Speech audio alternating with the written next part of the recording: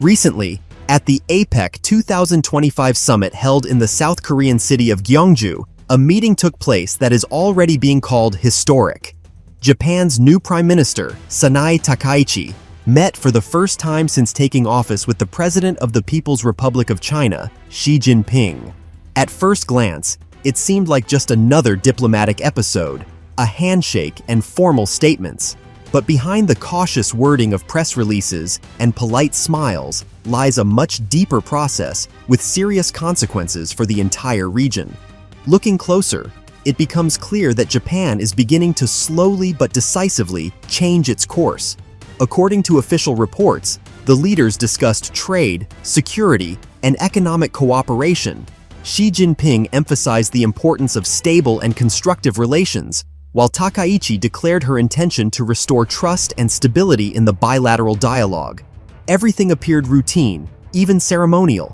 But insiders within the diplomatic corps report that the tone of the meeting was unlike any previous Japan-China contact. Sources close to Japan's Ministry of Foreign Affairs say that for the first time in many years, the two sides moved beyond ritual phrases to substantive discussions on new principles of regional economic architecture. The true meaning of the meeting, analysts from Nikkei Asia and the Financial Times note, goes far beyond diplomatic protocol. Under growing pressure from the United States and amid escalating tariff conflicts, Tokyo is increasingly asking whether it should stop looking solely toward Washington.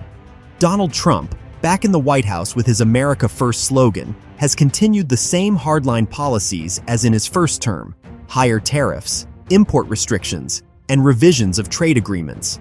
Not only China, but also Japan. For decades, America's closest ally in Asia has come under pressure.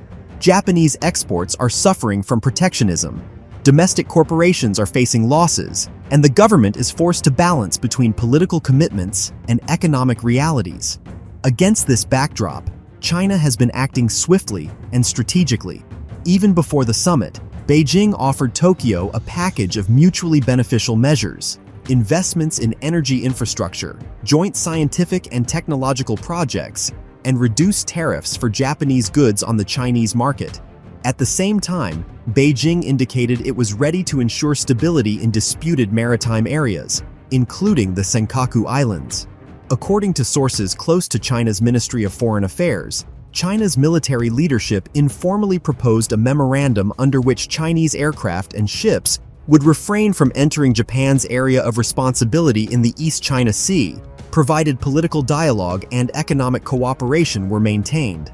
For Japan, which for years has lived in anticipation of the next Chinese overflight near its territorial waters, this is almost revolutionary. That is why the handshake between Takaichi and Xi sparked such a strong reaction in Washington. According to Reuters, the White House viewed the meeting as a worrying signal. American security advisors described the development as a slippery turn and warned that China is trying to buy Japan's loyalty, undermining the Trans-Pacific Alliance. But in Tokyo, the perception is different. After decades in which Japanese foreign policy was defined by American interests, there is now a growing temptation to step out of the shadow. As political scientist Kazuo Sasaki of the Tokyo Institute for International Studies observes, Japanese elites are tired of being an instrument of American strategy. Japan wants to be a subject, not an object, of other people's decisions, and China is offering more and more incentives to make that possible.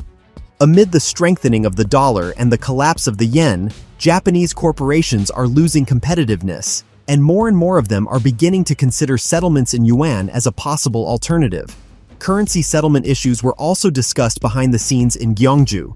Chinese banks proposed to Japan a scheme for direct clearing operations in yuan, bypassing the dollar-based SWIFT system. Formally, it was presented as a technical initiative, but in reality, it could mark the beginning of a large-scale shift. Abandoning the dollar in trade between Japan and China, a move that would have seemed unthinkable 10 years ago, is now being discussed at the level of working groups. Economists call this the yuanization of the Pacific, a process that could fundamentally alter the region's financial balance. However, all of this is unfolding within a broader strategic context. Military analysts note that China is simultaneously strengthening its presence in the Western Pacific. The People's Liberation Army, Navy's maneuvers near Japan's territorial waters have become routine, and Beijing is now demonstrating a model of measured deterrence, easing tensions without renouncing the use of force.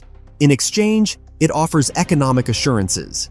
This trade-off, calm at sea in return for economic loyalty, is precisely the formula that analysts believe was discussed behind closed doors.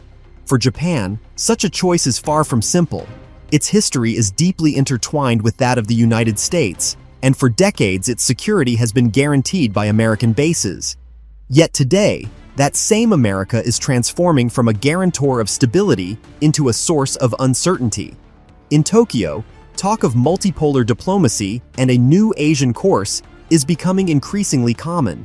According to NHK, a senior foreign policy advisor to the government stated openly, "We must adapt to a new reality in which China is not just a rival, but a neighbor without whom the future cannot be built."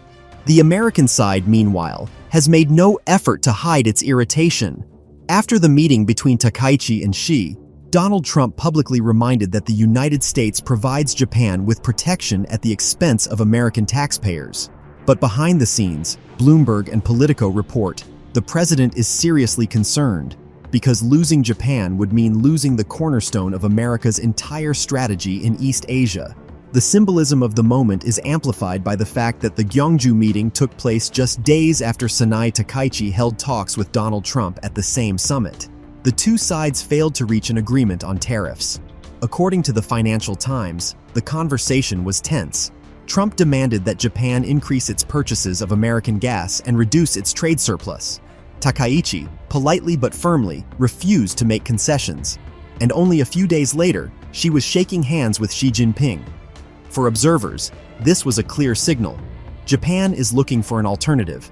That is why the meeting is being called not merely a diplomatic event, but a moment of tectonic change. Beneath the dry language of protocol lies a slow but irreversible realignment of power. China is gaining an opportunity to consolidate itself as Asia's central economic hub, while Japan has a chance to free itself from dependence on Washington. The only question is whether Trump can offer anything before the process becomes irreversible. According to Japanese media, after the summit, the two countries' delegations continued consultations. They are discussing large-scale infrastructure projects, the possible participation of Japanese companies in China's Belt and Road Initiative, and joint investments in the development of green technologies. All this is being presented as pragmatic cooperation, but in reality, it signals a fundamental change of course. The creation of a new model of relations in which Beijing becomes the center of gravity and Washington loses its monopoly on influence.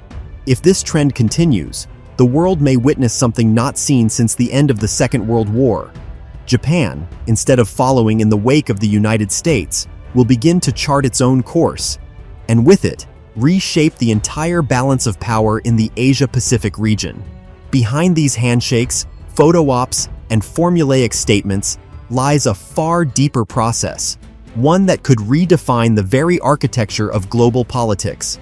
Ironically, the catalyst for these changes turned out to be the very man who sought to strengthen American influence.